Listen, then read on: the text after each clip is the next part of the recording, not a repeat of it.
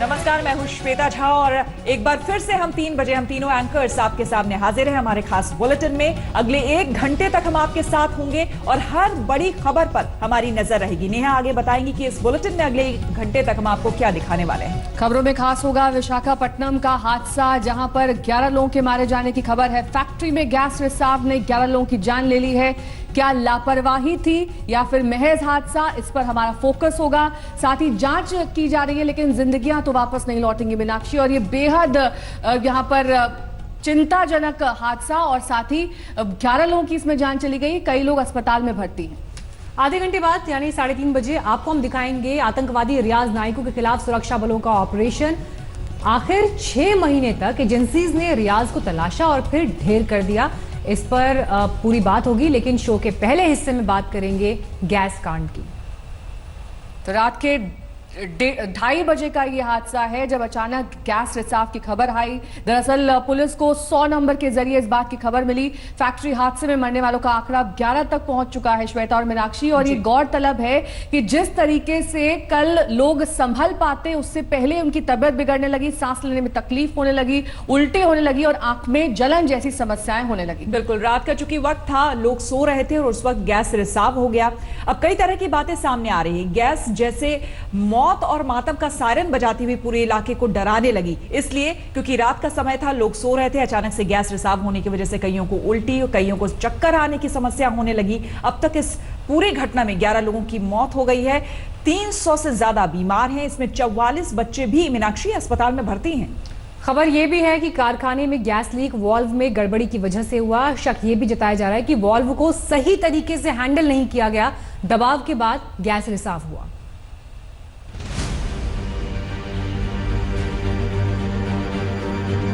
सड़क पर बेसुध पड़े लोग,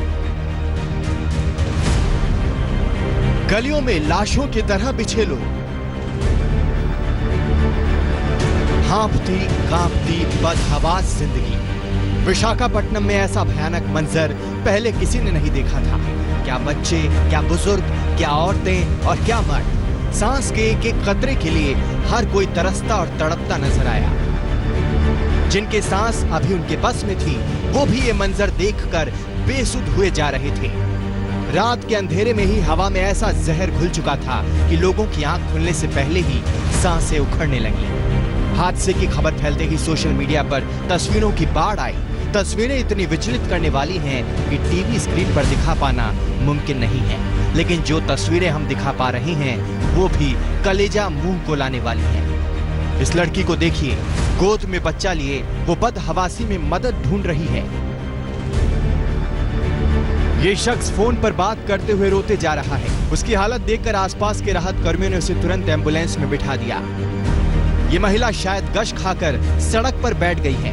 लोग उसे किसी तरह ऑटो में बिठाकर अस्पताल भेजने की कोशिश कर रहे हैं। इस परिवार ने खुद को किसी तरह संभाला है। 2 लड़कियां एक दूसरे को दिलासा दे रही हैं, लेकिन हालात बता रहे हैं कि सब कुछ ठीक नहीं है। एक महिला करीब करीब बेहोश है। उसे टांग कर एम्बुलेंस तक पहुंचाया गया। जिसे जो मिला उसी से अस्पताल की ओर भागा। एम्बुलेंस, बाइक या फिर पैदल ही। लोगों की इस हालत की वजह बनी इस इलाके की एक केमिकल फैक्ट्री, जिससे गैस रिसाव होने लगा। विशाखापट्टनम के गोपालपट्टनम में है पॉलीमर फैक्ट्री। 1961 में हुई थी दक्षिण कोरियाई फैक्ट्री की शुरुआत। फैक्ट्री में होता है कई तरह के प्लास्टिक का उत्पादन। इलेक्ट्रॉनिक्स, खिलौनों में होता है प्लास्टिक इस्तेमाल। प्लास्टिक बनाने में इस्तेमाल होती है स्ट्रीन गैस। 2000 टन के टैंक से हुआ स्ट्रीन गैस का रिसाव। फैक्ट्री का 3000 टन का गैस टैंक सुरक्षित। जहरीली गैस के असर से आसपास के इलाके के मवेशी भी बेहोश हो गए, कुछ मारे भी गए। रिसाव को सुबह 10 बजे से पहले ही काबू कर लिया गया, लेकिन तब तक ये इलाका ही उजड़ चुका था। आशीष पांडे के साथ आज तक ब्यूरो। बड़ा सवाल यहाँ पर यह बना हुआ है कि दरअसल ये हादसा था, लापरवाही थी, क्योंकि जिस तरीके से 170 लोग इस वक्त अस्पताल में भर्ती कराए गए हैं, कई सवाल खड़े हो रहे हैं। यहाँ पर 3000 लोगों को दूसरे ठिकानों पर पहुंचाया गया है, क्योंकि एक तरीके से ये विषैली गैस हवा में घुल सी गई है। फैक्ट्री लॉकडाउन के बाद कल पहली बार इसे खोला गया। लापरवाही है या फिर महज हादसा कहकर जांच पर आगे बढ़ा जा सकता है। मीनाक्षी, जिस इलाके में फैक्ट्री थी उसके आसपास कई गांव हैं और ये आपको हम नक्शे के जरिए बता भी रहे हैं कि इसका क्या मतलब है, क्योंकि जब हमने बात की ऑफिशियल से तो उनका ये कहना था कि इन गांवों को वक्त रहते एनडीआरएफ ने पूरा खाली करा लिया, नहीं तो ये हादसा बहुत बड़ा हो सकता था, क्योंकि यहाँ रहने वाली आबादी सीधे इस हवा के कांटेक्ट में थी। श्वेता, बिल्कुल। और इधर दिल्ली तक हादसे की खबर जैसे ही पहुंची तो यहाँ पर मोदी सरकार भी पूरे एक्शन में आ गई और गृह मंत्री ने भी हादसे पर शोक जताते हुए फौरन एक्शन में कदम बढ़ाए हैं और प्रधानमंत्री ने बैठक के बाद हादसे को लेकर राज्य को हर मदद का भरोसा भी दिया है। आइए देखते हैं ये खास रिपोर्ट।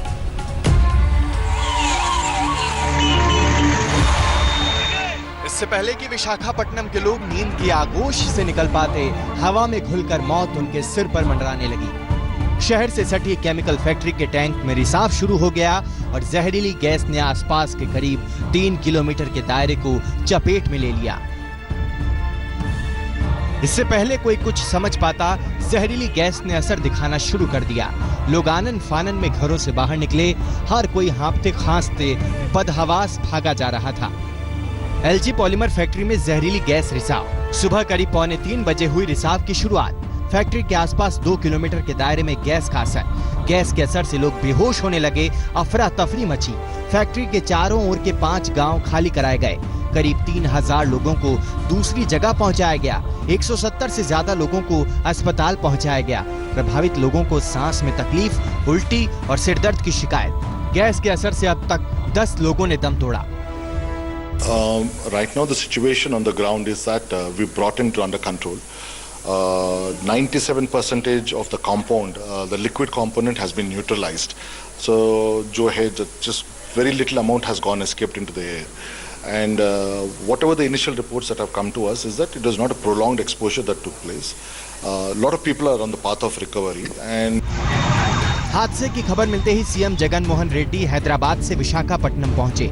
इधर दिल्ली में भी पीएम मोदी ने बैठक बुलाई और फोन कर सीएम जगन मोहन से बात कर उन्हें पूरी मदद का भरोसा दिया। मौके पर एनडीआरएफ की टीम तैनात थी और जहरीली गैस से प्रभावित लोगों को निकालने और अस्पताल तक पहुंचाने की कोशिशें जारी थी, लेकिन एनडीआरएफ से पहले आम लोग ही एक दूसरे की मदद करते नजर आए। Exactly, we don't know. There was a styrene gas leak. We got information on that. Our people went and alerted the villagers, and that most of the adult people have vacated the village, but some of the children and ladies, they stuck there.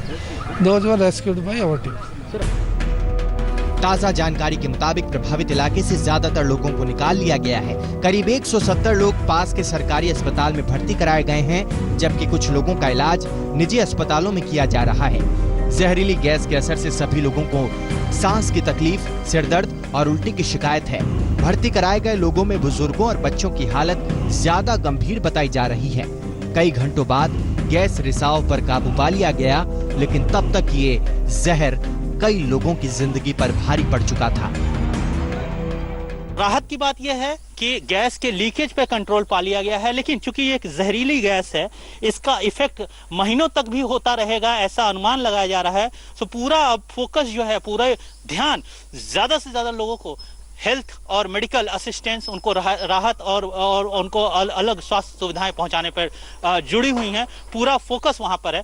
मुख्यमंत्री Andhra Pradesh Y Jagan Mohan Reddy खुद विशाखापट्टनम में मौजूद हैं। Camera person Damodar के साथ आशीष, आज तक हैदराबाद। वैसे आपको बता दें कि जैसे ही गैस रिसाव की खबर पहुंची, एनडीआरएफ की टीम तुरंत वहां पर बचाव के लिए पहुंच गई। ऑपरेशन शुरू हो गया और अमल में लाने की कवायद शुरू हो गई। इसको एक स्पेशल टीम फैक्ट्री में जहरीली गैस के धुएं को चीरते हुए एक तरह से मिशन में लग गई है। दरअसल ये पूरा का पूरा एक्शन इतनी तेजी से लिया गया कि कई लोगों की इससे जान बच सकी। एनडीआरएफ की स्पेशल टीम आखिरकार सारे लोगों को उन्होंने निकालने में सफल हुई, लेकिन 10-11 जिंदगियां तब तक जा चुकी थी। गैस का असर इस कदर हावी होने लगा कि लोग कुछ कह और सोच नहीं पा रहे थे कि आखिरकार वो जाएं तो जाएं कहां। मीनाक्षी, रात के 2:30 बजे ये हादसा हुआ, तो आप यहाँ से इस हादसे की कितना ये खतरनाक था इसे समझिए। एनडीआरएफ के डीजी ने आज तक से बातचीत में बताया कि गैस के जहर के बीच ये ऑपरेशन उनके लिए कितना मुश्किल था, जिंदगियां बचानी थी और सभी की तलाश भी करनी थी। देखिए, 2:30 बजे ये सूचना मिली गांव वालों को, और गांव वालों के माध्यम से लोकल प्रशासन वहां गया पहले, और 5 बजे के आसपास एनडीआरएफ को सूचित किया गया। आधे घंटे में एनडीआरएफ की टीम वहां पहुंच गई। वहां केमिकल बायोलॉजिकल वाले जो एक्सपर्ट्स हैं उस टीम में हैं, तो करीब हम लोग रोटेशन से अंदर गए और जो इवैक्यूएशन का काम है उसको लगभग कंप्लीट किया जा चुका है। जहाँ तक गैस रिसाव का काम है उस पर हम लोग लगे हुए हैं कि उसको सील कर दिया जाए। वहाँ लोकल इंजीनियर, जो प्लांट के इंजीनियर है, वो लोग लगे हुए हैं। वो हमारी पहली प्राथमिकता है। और कुछ लोग जो अस्पताल में हैं उनमें से कुछ लोग गंभीर हैं। 6 लोगों की मौत हो चुकी है, जो Andhra Pradesh disaster management authority ने बताया। बाकी लोगों पर हम लोग फोकस कर रहे हैं कि ज़्यादा से ज़्यादा लोग खतरे से बाहर। आपकी स्पेशल टीम वहाँ पर लगी हुई है। अभी की सिचुएशन क्या है? जो लोग बायोलॉजिकल इससे लड़ने की क्षमता रखते हैं वो लोग वहाँ पर गए हुए हैं। हाँ बिल्कुल, वो जो हमारी बायोलॉजिकल यूनिट है वो वहाँ पर तैनात है और वो पूरा सूट के साथ है, मास्क के साथ है, ऑक्सीजन सिलेंडर के साथ है, और वही लोग काम कर रहे हैं। वो अब डोर टू डोर जा रहे हैं कि ऐसा कोई नहीं है कि कोई दिव्यांग फंसा हुआ हो, कोई वृद्ध आदमी फंसा हुआ, उसको देखने के लिए, रूल आउट करने के लिए वो डोर टू डोर चेकिंग कर रहे हैं। और बाकी जो फोकस है वो अस्पताल। बहुत सारे ऐसे लोग हैं जो बेहोश भी हो गए थे, उनको रेस्क्यू करने के लिए एनडीआरएफ ने कैसे कदम उठाए? एनडीआरएफ ऑलरेडी स्ट्रेचर के साथ चलता है और जहाँ जहाँ ऐसे बेहोश और सेमी कॉन्शियस लोग मिले उनको इवैक्यूएट किया गया। तो आइए बढ़ते हैं आगे। अब आपको गैस लीक हादसे से आगे बढ़ते हुए देश में जो एक बड़ी समस्या इस वक्त है कोरोना वायरस की संक्रमण की, उसके बारे में जानकारी देते हैं। मामले 52,000 को पार कर चुके हैं और सबसे ज्यादा खतरा महाराष्ट्र, गुजरात और देश की राजधानी दिल्ली पर है। नेहा, बिल्कुल, तीनों राज्यों में कोरोना के मामले 50% से भी ज्यादा हैं। यानी अगर इन 3 राज्यों को जोड़ दिया जाए, उनकी रफ्तार को रोक दिया जाए, तो इस वायरस से जंग जीती जा सकती है। यही 3 सबसे ज्यादा चिंता का सबब बने हुए हैं यहाँ पर, श्वेता। बिल्कुल, और खास करके अगर हम बात करें तो मुंबई, दिल्ली और अहमदाबाद में हालात बेकाबू हैं। ये तीनों शहर कोरोना की जकड़ में हैं। अहमदाबाद में तो आज सभी दुकानों को ही बंद करा दिया गया है। वहां कह दिया गया है नगर निगम की तरफ से कि केवल दवाइयां, दूध और साग सब्जी के लिए ही दुकानें खुली रहेंगी, अदरवाइज बाकी सारी दुकानें जो हैं वो बंद रहेंगी। तो 3 तस्वीरें आप देख रहे हैं, महाराष्ट्र, दिल्ली और गुजरात, जिसमें कि आपको शुरू से हम बता रहे हैं कि महाराष्ट्र में शुरू से ही सबसे ज्यादा मामले 16,500 से ज्यादा केसेस यहां सामने आ चुके हैं। वहीं उसके बाद दिल्ली का नंबर आता है और फिर गुजरात।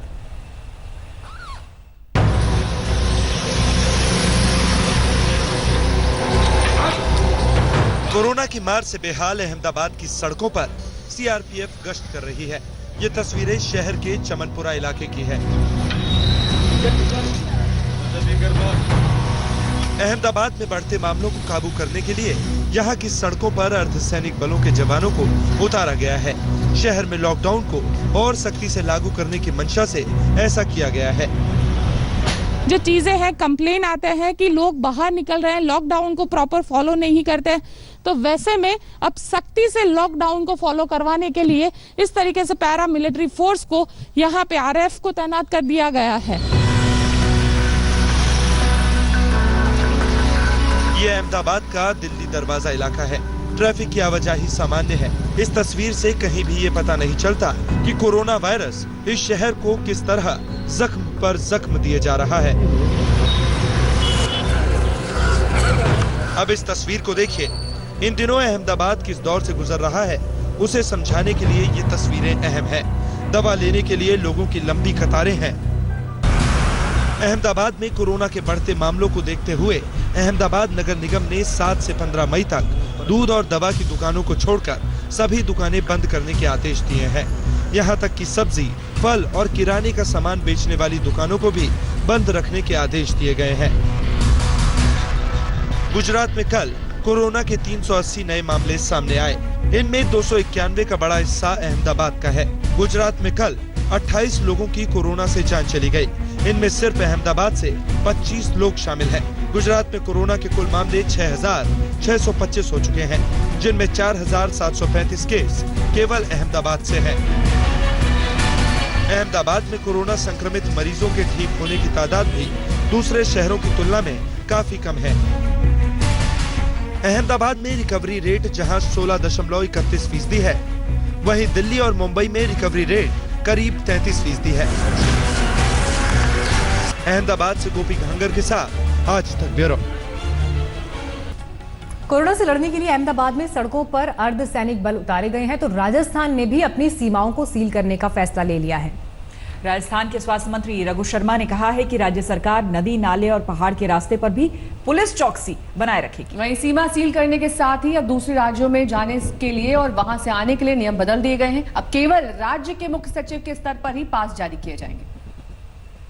राजस्थान सरकार ने फैसला किया है कि राज्य की सीमाओं को सील किया जाएगा ताकि कोई अनाधिकृत रूप से राज्य के अंदर प्रवेश न करे। हमारे साथ है राजस्थान के स्वास्थ्य मंत्री रघु शर्मा, उनसे बातचीत करते हैं। सर, ये फैसला क्यों लेना पड़ा आप लोगों को? देखिए, जिस तरह पिछले 3 दिनों में पूरे देश में 10,000 पॉजिटिव केसेस हुए हैं और राजस्थान में जो हमने रजिस्ट्रेशन कराया था राजस्थान आने वाले लोगों का, जिसमें माइग्रेंट लेबर थे, अचानक लॉकडाउन की वजह से जो लोग अन्य राज्यों में फंस गए थे, कुछ धार्मिक पिलग्रिम्स थे या कोई जरूरी काम से बाहर गया हुआ था, लॉकडाउन हो गया, उनको साधन नहीं मिला तो वहां फंसे हुए थे, उनके लिए भारत सरकार के जो गृह मंत्रालय ने अनुमति किया था कि इनको आप ले सकते हैं, उनकी एंट्री का हमने ऑनलाइन रजिस्ट्रेशन करवाया। तो उस रजिस्ट्रेशन के बियॉन्ड भी लोग कच्चे रास्तों से, पहाड़ियों के ऊपर से, अलग अलग जगह से अंदर प्रवेश करने की कई खबरें आ रही थी और पॉजिटिव केसेस जो कंट्री में बढ़े, हमारे राजस्थान में सौभाग्य से 3,355 पॉजिटिव केसेस हुए आज सुबह की रिपोर्ट के मुताबिक। तो उसमें से 1,739 लोग, 50% से ज्यादा की रिकवरी भी हमने की है, जो पूरे कंट्री में नंबर 1 है राजस्थान रिकवरी के मामले में। तो उस सारी मेहनत पे पानी फिर जाए और हम अपने प्रदेश के लोगों की जान को जोखिम में भी नहीं डाल सकते। और अब आपको हम दिखाएंगे कि किस तरह से आतंक के वायरस के बाद एक बार फिर बात अब कोरोना वायरस की हम करेंगे आज। लेकिन इस बीच आपको हम बता दें कि एम्स के डायरेक्टर ने क्या कुछ कहा है इस महामारी को लेकर।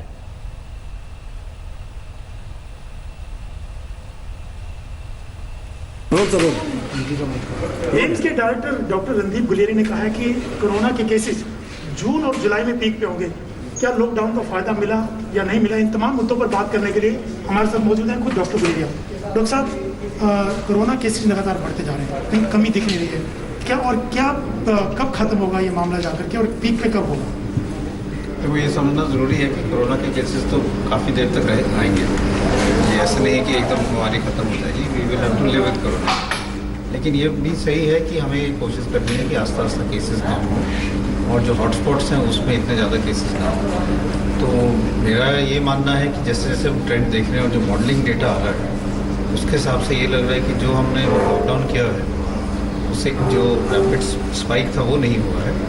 We have time to prepare as far as health care facilities are concerned, but cases आस्ता आस्ता जो बढ़ रहे हैं उसके लिए जो प्रेडिक्शन है वो यही है कि एकदम केसेस काफ़ी ज़्यादा हो जाएंगे और उसकी हमें तैयारी करनी चाहिए। तो इससे लॉकडाउन का बहुत ज़्यादा फायदा नहीं मिल रहा क्योंकि जितना लॉकडाउन किया गया, नहीं, लॉकडाउन का बहुत फ़ायदा मिला है। एक तो अगर आप देखो और देश के हिसाब से हमारे यहाँ इतने ज़्यादा केसेस नहीं हुए, इतने दिन हमें मिले हैं, ऑलमोस्ट 6 हफ्ते मिल गए, जिससे हॉस्पिटल कोविड फैसिलिटीज़ बन गई हैं, लोगों की ट्रेनिंग हो गई है, वेंटिलेटर्स आ गए हैं। हमारे जहाँ टेस्ट कम हो रहे थे वो एकदम बढ़ गए हैं। एक समय था जब हमारे टेस्ट जो हैं वो 1000 के करीब हो रहे थे, अब हम 80,000 टेस्ट कर रहे हैं। कुछ दिनों में हम 100,000 1 लाख कर लेंगे। तो ये सारी चीज़ें लॉकडाउन के कारण ही हो पाएंगी।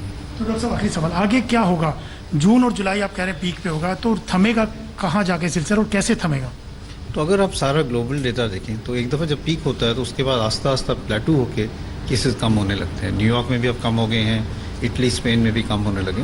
तो हमारा भी आस्ता आस्ता जो है कि केसेस जो है उसके बाद अगले कुछ हफ्तों में कम होने शुरू। कितना लंबा चलने वाला है कोरोना का पीरियड? ये तो प्रोडिक्शन कहना बड़ा मुश्किल है। ये तो आगे ही जैसे जैसे केसेस का हमें आइडिया होगा और कैसे कैसे कम हो गए तो हम कह पाएंगे। कैमरामैन संजीव के साथ अशोक सिंघल, दिल्ली आज तक। तो एम्स के डायरेक्टर रणदीप गुलेरिया को आप सुन रहे थे, वो बता रहे थे कि भारत अभी लॉकडाउन के समय में किन परिस्थितियों में है। लेकिन बढ़ते हैं आगे और अब बात आतंकवादी रियाज नाइकू की, जिसे फौज ने ढेर कर दिया है। पुलिस, आर्मी, सीआरपी लेकर ज्वाइंट ऑपरेशन लॉन्च किया गया। इन सारे ऑपरेशंस में लगभग 64 मिलिटेंट्स मारे गए। जो कल मारा गया उसमें जो एचएम का पूरे जेने का चीफ था। पिछले 6 महीना से एचएम के कमांडर रियाज नायकू के पीछे थे, इन्फॉर्मेशन जनरेट कर थे और अभी तक में 5-6 उनके हाइडेड को हम लोग बस्ट कर दिए थे। तो कल पुलवामा में हिजबुल आतंकी रियाज नाइकू को ढेर कर दिया गया था। आज जम्मू कश्मीर पुलिस ने पर्दे के पीछे की कहानी प्रेस कॉन्फ्रेंस के जरिए दरअसल बताई। श्वेता, बिल्कुल, और नाइकू का खात्मा पूरी रणनीति और गहरी निगरानी का नतीजा ही है। पुलिस के मुताबिक उस पर 6 महीने से लगातार नजर रखी जा रही थी, जिसके बाद मीनाक्षी इस ऑपरेशन को अंजाम दिया गया। हालांकि नाइकू इससे पहले भी कई बार मुठभेड़ में फंसकर बच के निकला था, लेकिन इस बार उसकी सबसे बड़ी ताकत उसकी गुप्त सुरंगें ही उसकी कमजोरी बन गई। रियाज नाइकू हिजबुल मुजाहिदीन का चीफ कमांडर था पूरे जम्मू कश्मीर स्टेट के लिए। कल हम लोग मॉर्निंग में कर रहे थे और आज जब सर्च शुरू हुआ था दोनों साइड से क्रॉस फायर के मारा गया है।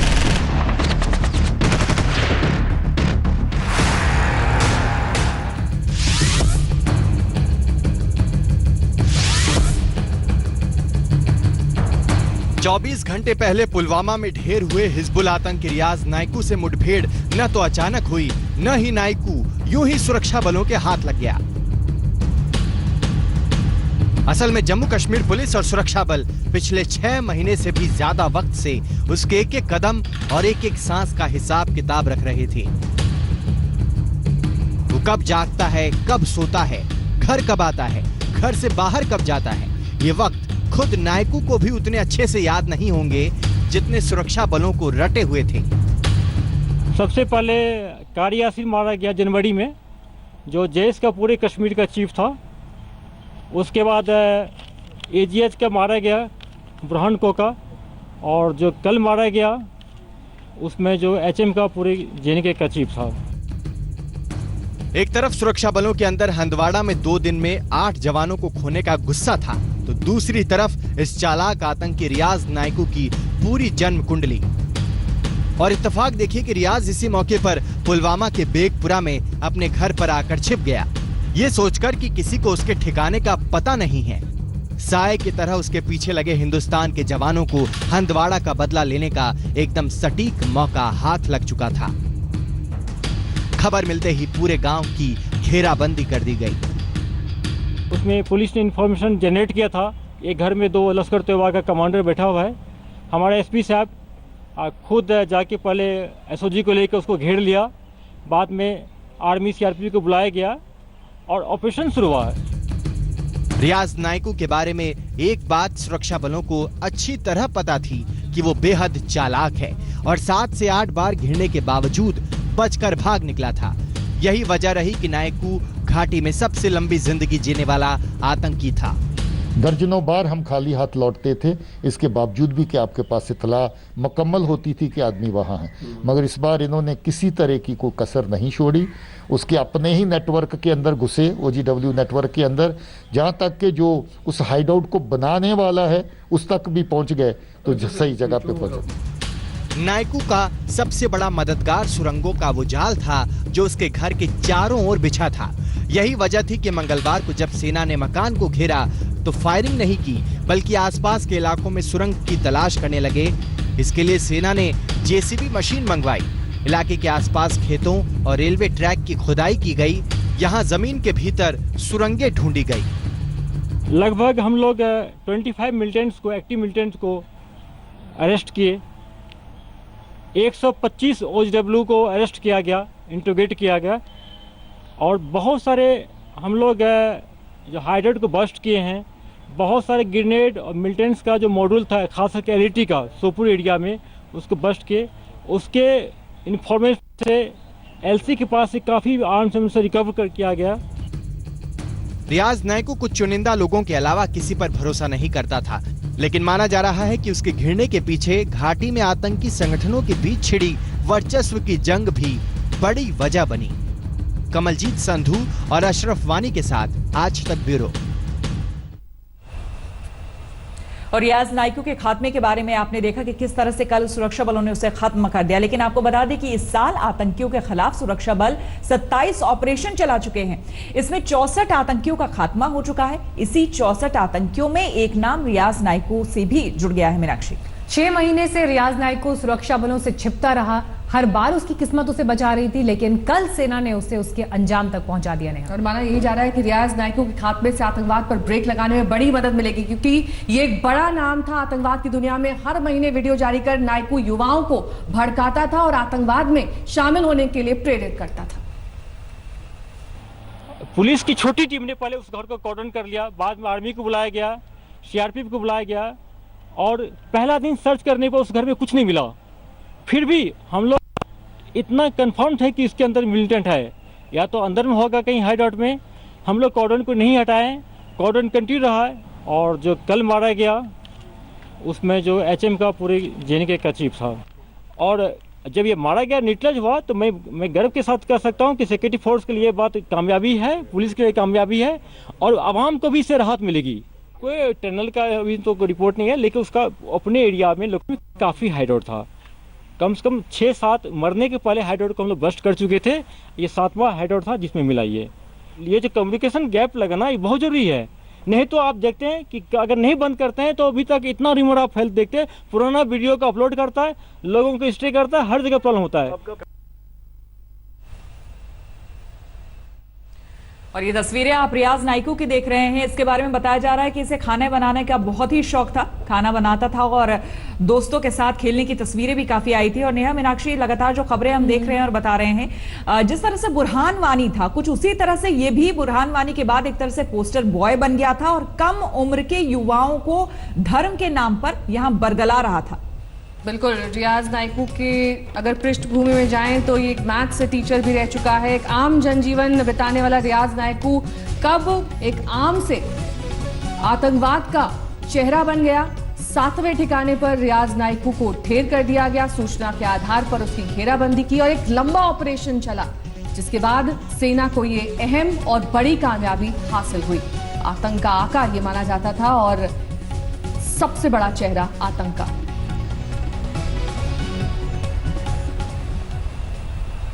रियाज नाइकू के खात्मे पर सीडीएस बिपिन रावत ने सेना की तारीफ की। आज तक ने बिपिन रावत से खास बात की, जिसमें उन्होंने बताया कि घाटी में सेना का ऑपरेशन लगातार जारी है। वहीं बिपिन रावत ने नायक जैसे आतंकी के खात्मे से पाकिस्तान किस तरह से बेचैन होगा, किस तरह से नई साजिश रचेगा और हमें कैसे सतर्क रहना है, इस पर भी रोशनी डाली। कश्मीर घाटी में इस वक्त हम देखते हैं कि लगातार ऑपरेशन सेना कर रही है और सीमा पार से कोशिशें हो रही। कल भी एक बड़ा ऑपरेशन हुआ है, उन हालात पर क्या कहेंगे? हमारी कोशिश तो यही रहती है कि लगातार ये जो आतंक के जो लीडर होते हैं, आतंकवादी लीडरशिप जो होती है, उनको चुन चुन के समाप्त किया जाए। क्योंकि अगर आप इसमें सफल हो जाते हैं तो उससे रिक्रूटमेंट की कार्रवाई में कमी आती है, जो कि हमारा मेन एम होता है कि रिक्रूटमेंट को बढ़ावा ना मिले। रिक्रूटमेंट को बढ़ावा मिलता है थ्रू टेररिज्म को बढ़ावा मिलता है थ्रू रिक्रूटमेंट, और ये हमारी कोशिश रहती है कि ये ना होने पाए। साथ साथ ही जो टेररिज्म के लीडर हैं, इनको शायद larger than life size image दी जाती है, क्योंकि हम इनके बारे में बताते हैं कि इन्होंने क्या क्या किया, लेकिन अक्सर अगर आप देखेंगे इन्होंने जो भी कार्रवाई करी है वो सब दहशत की कार्रवाई है। और इनकी दहशत की कार्रवाई के कारण अगर इनको एक अलग दर्जा दिया जाता है तो मेरा कहना ये सही नहीं होगा। ये लोग जो हैं टेररिस्ट हैं और टेररिस्ट ही रहेंगे। एक आखिरी सवाल सर, बुरहान वानी के बाद कल रियाज नाइकू को जिस तरह आपने कहा कि उनको बड़ा नहीं बनाया जाना चाहिए, वो एक आतंकी की तरह हमें देखना होगा, लेकिन तो आपको लगता है कि आने वाले दिनों में पाकिस्तान की तरफ से जो कोशिशें हैं, सीज फायर वायलेशन हम देख रहे हैं लगातार, तो इनको ये कोशिशें जारी रहेंगी और इसको किस तरह से जवाब दिया जाएगा? मैं आपको यकीन के साथ कह सकता हूँ कि आपने नाइकू को एलिमिनेट किया, वहाँ से एक नया लीडर इमर्ज होगा। आप देखेंगे आने वाले दिनों में ये एक नए लीडरशिप को नॉमिनेट कर देंगे, तो ये तो कार्रवाई इनकी जारी रहेगी कि एक लीडर खत्मा होता है, दूसरे लीडर को आप तैयार करते हो। कुछ समय पहले आपने देखा होगा कि संगठन में लीडरशिप की इतनी कमी हो गई थी कि कोई लीडर बनना नहीं चाहता था, क्योंकि उन्हें पता था जब लीडर नियुक्त होंगे तो हमारी जो सशस्त्र सेना की जो बल हैं, सिक्योरिटी फोर्सेस हैं, ये सब लीडरशिप को एलिमिनेट कर देती हैं। लेकिन इसके बावजूद भी पाकिस्तान से प्रेशर आता है, किसी न किसी को तो लीडरशिप रोल लेना पड़ता है, और आप देखेंगे कि इसमें एक नया लीडर नियुक्त होगा और फिर हमें उसके पीछे लगना होगा ताकि उसका भी खात्मा किया जाए। और इसी के साथ इस विशेष बुलेटिन में इतना ही। देश दुनिया की तमाम खबरों के लिए देखते रहिए आज तक। नमस्कार, मैं हूं अंजना ओम कश्यप। हमें उम्मीद है ये वीडियो आपको पसंद आया होगा। लेटेस्ट खबरों के लिए यूं ही देखते रहिए आज तक, और इस वीडियो के पसंद आने पर लाइक, शेयर एंड सब्सक्राइब करना ना भूलें।